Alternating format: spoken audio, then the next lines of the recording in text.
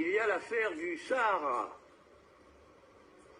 Pour ce qui est du Sahara, notre ligne de conduite, c'est celle qui sauvegarde nos intérêts et qui tient compte des réalités. Quels sont nos intérêts?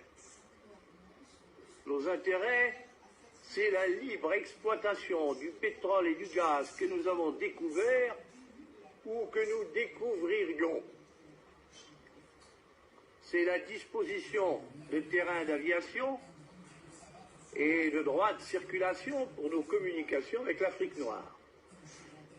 Il aborde un sujet qui est très politiquement incorrect, c'est-à-dire quelque part, pardonnez-moi, mais recoloniser d'une certaine façon ces pays-là, ne serait-ce qu'économiquement parlant. Vous vous rendez compte toutes les volontés qu'il faut recoloniser. Toutes les volontés. Alors, ça veut dire qu'il faut. Il existe déjà des pas. Chère Véronique, on va d'abord enlever le mot recoloniser. Il n'est peut-être pas à bon escient. Non seulement il est, qui est tellement connoté, qui est tellement connoté que vous me permettrez de le retirer pour vous, parce que ce mot évidemment.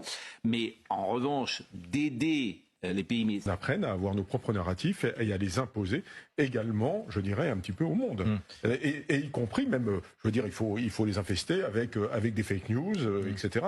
Vous êtes pour une contre-guerre hybride. Moi, je suis pour une contre-guerre. Les mêmes méthodes. On l'a déjà fait. C'est déjà arrivé. Je peux vous raconter des choses en Afrique. Juste, où ça a été fait. Oui.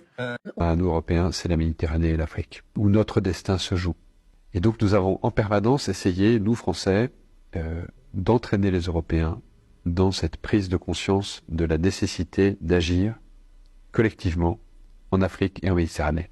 Et je suis absolument désolé de voir l'échec de nos engagements au Sahel. Et je pense que de toute façon, nous aurons à nous reposer la question.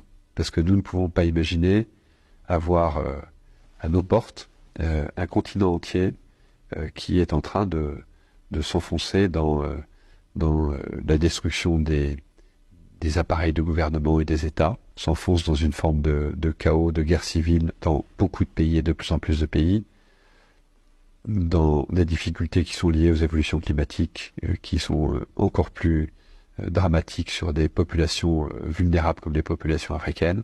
En plus, un continent qui va connaître une explosion démographique comme aucun continent n'en a jamais connu. Et donc imaginez que ça se passe là, dans les 10-20 ans qui viennent, et que ça n'aura pas de conséquences sur l'Europe, parce que nous vivons dans une sorte de bulle protégée par je ne sais quoi d'ailleurs, c'est tout simplement inconscient. Et donc je pense que cet intérêt commun-là devrait un jour faire que l'Europe se décidera à agir comme une entité politique qui ira défendre elle-même ses intérêts, y compris par le moyen de l'engagement de ses armes.